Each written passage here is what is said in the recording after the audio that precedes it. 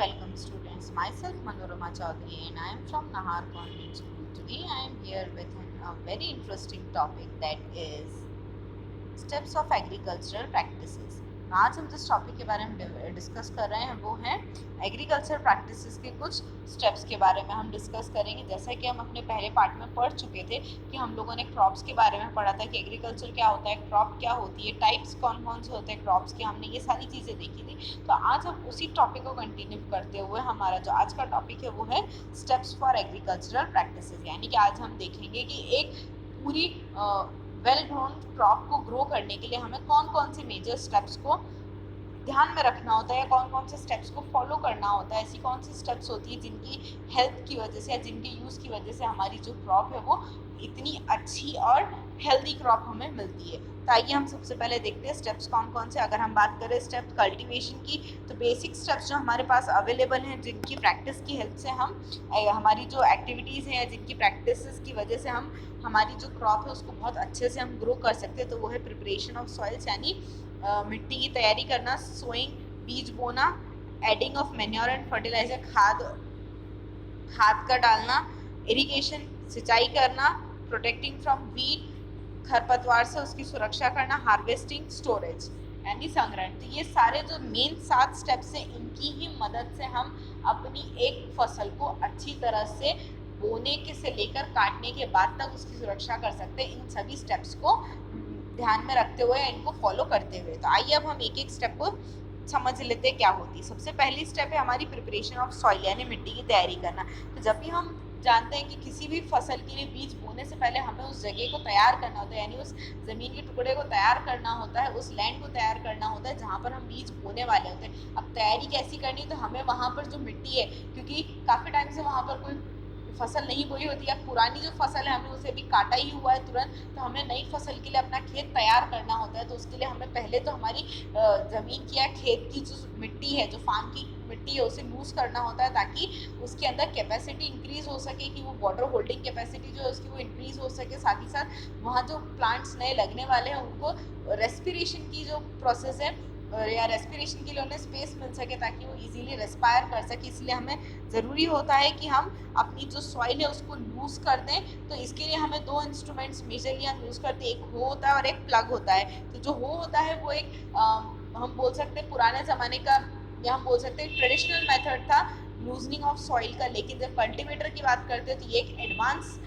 Instrument है जो कि हम सॉइल लूजनिंग के लिए यूज़ करते हैं। यहाँ पर एक फ्रेम में कई सारी ब्लेड्स लगी हुई होती हैं जो एक साथ काफ़ी सारा एरिया जो हमारा लैंड का उसे प्रिपेयर कर देती हैं और काफ़ी सारे एरिया की जो सॉइल है उसको लूज़ कर दी जाती है। तो ये था हमारा प्रिपरेशन ऑफ सॉइल का स्टेप, यानी हमें सॉइल कैसे प्रिपेयर करनी। तो मेजरली हमें करना होता है कि हमारी सॉइल को हम लूज़ कर रहे हैं। इसके बाद हम देखते हैं अब कि सोइंग यानी बीज कैसे बोना है। तो बीज बोने के लिए पहले सबसे पहले हमें ज़रूरी होता है कि हम सिलेक्शन करें बीजों का। या तो हम वो 2 तरीके से कर सकते हैं, या हम घर पे खुद से करें या फिर हम एग्रीकल्चर डिपार्टमेंट से सिलेक्टेड बीज खरीद कर लेके आए। अगर वहाँ से ला रहे हैं तो हमें कोई दिक्कत नहीं, उन्हें लाकर हमें सिर्फ खेत में डालना होता है। लेकिन अगर हम खुद से कर रहे हैं तो फिर हमें पूरी प्रोसीजर को फॉलो करना होता है, जो कि होती है कि भाई सबसे पहले हम जो हमारे पास रखे हुए बीज हैं उन बीजों को हम पानी में गलाते हैं। तो गलाने के बाद जो बीज पानी में नीचे की तरफ बैठ जाते हैं यानी सेटल डाउन हो जाते हैं, वो हमारे बहुत अच्छी क्वालिटी के बीज होते हैं। और जो पानी में ऊपर फ्लोट करते हैं यानी तैरते रहते हैं, उन बीजों को हमें हटा के अलग करना होता है क्योंकि वो बीज हमारे अच्छे नहीं होते। उसके बाद उन बीजों को हमें डिसइंफेक्टेड यानी केमिकल ट्रीटमेंट देना होता है ताकि वो जो सीड्स हैं वो हमारे जब हम उन्हें बोएं तो या उनकी सोई करें तो वो ख़राब ना हो सके, इसलिए हमें उन्हें केमिकल ट्रीटमेंट देना होता है। उस केमिकल ट्रीटमेंट के बाद हम उन सीड्स को अपनी सॉइल में सो करते हैं, यानी उन बीजों को हम अपने खेत में लगाते हैं। ठीक है, तो ये जो हम बात कर रहे हैं सोइंग की, तो यहाँ पर हमें ये भी ध्यान रखना होता है कि सॉइल जो है उसमें जो सॉइल की मेंटेनिंग है या फिर हम बात करेंगे उसकी डेप्थ की, तो सीड के साइज से 2 से 3 टाइम्स जो बड़ा साइज होता है हमें वो साइज लेना होता है उस एरिया का जहाँ पर हम उस सीड को लगाने वाले हैं, ताकि जो हमारा सीड है वो इजीली ग्रो करके और वो आसानी से वहाँ पर डेवलप कर सके अपने आप को। आइए हम 3rd स्टेप की तरफ चलते हैं जहाँ पर हम अपने खेतों में मैन्योर और फर्टिलाइजर्स ऐड करेंगे। आफ्टर सोइंग जो हमारे सीड्स हैं उनको बोने के बाद, उनकी सोइंग के बाद हमारा ज़रूरी होता है कि हम अपनी जो खेत है उसमें मैन्योर्स को ऐड करें, फर्टिलाइजर्स को ऐड करें, ताकि हमारी जो क्रॉप है उसकी एक तो इफेक्टिविटी इंक्रीज हो सके, साथ ही साथ उसकी जो सॉइल की प्रोडक्टिविटी है वो इंक्रीज हो जाए, सॉइल की कैपेसिटी इंक्रीज हो जाए, हमारा जो सीड है उसमें जो उसकी ग्रोथ कैपेसिटी उसको इंक्रीज कर सके। क्योंकि हम जो फर्टिलाइजर्स हैं वो कई बार ऐसे भी होते हैं जो पर्टिकुलर किसी एक केमिकल को टारगेट करके भी हम लगाते हैं, और कई बार हम उसे वेरियस अलग अलग टाइप के भी हम लगाते हैं कि मे बी वो जनरल मैन्योर हो जो कि हमारे सॉइल की कल्टिविटी को इंक्रीज करे, हमारी फील्ड की कल्टिविटी को इंक्रीज कर दे। इस तरह के मैन्योर्स को हम ऐड करते हैं ताकि हमारी जो सॉइल है वो हेल्दी हो सके और उसमें लगने वाली क्रॉप भी हमारी हेल्दी और न्यूट्रिशियस हो, ताकि वो हमारे बहुत ज़्यादा बेनिफिशियल हो। नेक्स्ट स्टेप की बात करें अगर हम, तो इरिगेशन। आफ्टर दैट हमारी, क्योंकि अब क्रॉप जो थोड़ी थोड़ी बड़ी होने लग गई है, तो अब हमें क्या करना है, उसको पानी देना है प्रॉपर, ताकि हमारी जो क्रॉप है वो इजीली और अच्छे से ग्रो कर सके। क्योंकि पानी देना सबसे इम्पोर्टेंट स्टेप होता है हमारे क्रॉप कल्टीवेशन का। ठीक है, इरिगेशन जो है वो अगर हम बात करें तो प्रॉपर इंटरवल के में हम जब क्रॉप को वाटर सप्लाई करते हैं तो उस मेथड को हम इरिगेशन बोलते हैं। अगर आज की मॉडर्न टेक्निक्स की बात करें तो हम स्प्रिंकलर है, ड्रिप सिस्टम है, इस तरह की टेक्निक्स को यूज करते हैं वाटर इरिगेशन के लिए।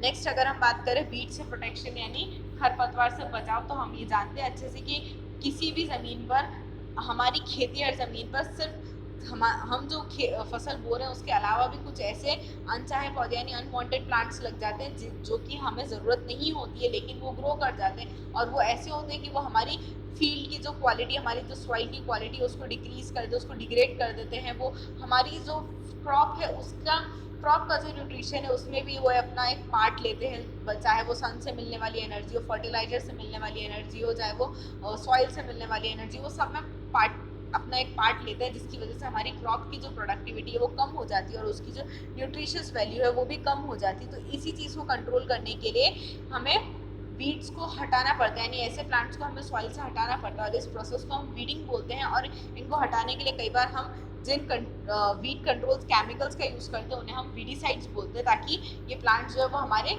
फील्ड में ग्रो ना हो सके। अगर ग्रो हो गए तो वो तुरंत डिस्ट्रॉय हो जाए, इसलिए हमें ज़रूरी होता है कि हम अपने फील्ड में वीडीसाइड्स का यूज़ करें।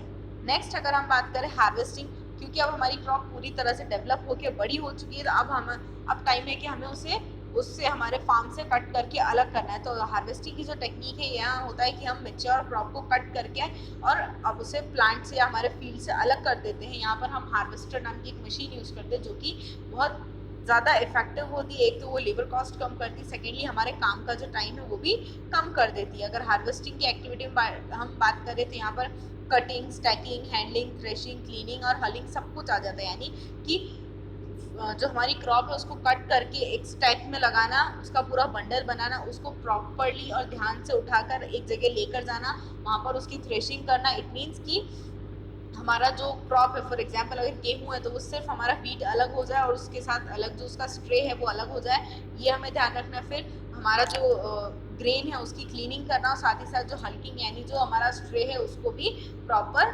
तरीके से स्टोर करके रखना। ये पूरी प्रोसेस जो ये सारे स्टेप्स हैं हार्वेस्टिंग के अंदर इंक्लूड होते हैं। नेक्स्ट और लास्ट स्टेप की बात करें तो वो स्टोरेज है, यानी क्लीनिंग के बाद जब हमारी ग्रेन पूरी तरह से साफ होकर हमारे पास आ जाती है तो सबसे बड़ा टास्क होता है हमारा कि उसको स्टोर करके रखना है। क्योंकि बहुत सारी ऐसी क्रॉप्स होती है जो कि पेरेनियल होती है, साल में एक बार ही लगती है। अगर साल में एक बार लग रही है क्रॉप्स तो वो क्या हो रही है, तो हमारे लिए ज़रूरी है कि हम उन क्रॉप्स को, उन ग्रेन्स को पूरी तरह से स्टोर करके रखें, प्रॉपर ऐसे एनवायरनमेंट में रखें जहाँ पर वो, अगर हम उन्हें पूरा ईयर भी स्टोर करके रखें तो वो इजीली वहाँ पर और अच्छी कंडीशन में रह सकें और किसी भी तरह से वो डैमेज ना हो सके, किसी भी तरह का उन पे इंसेक्ट अटैक है या किसी दूसरे तरह का एनवायरमेंटल इफेक्ट है वो ना पड़े। इस चीज़ से हमें उन्हें प्रोटेक्ट करना होता है। तो ये सारी स्टेप्स जो थी हम बेसिक एग्रीकल्चर प्रैक्टिसेस के अंदर इंक्लूड करते हैं, जिनकी हमें ज़रूरत होती है कि हम उन्हें हमारे एग्रीकल्चर प्रैक्टिसेस में इंक्लूड करें। आई होप आप लोगों को बेसिक एग्रीकल्चर प्रैक्टिसेस के बारे में अब सब कुछ नॉलेज हो चुका होगा।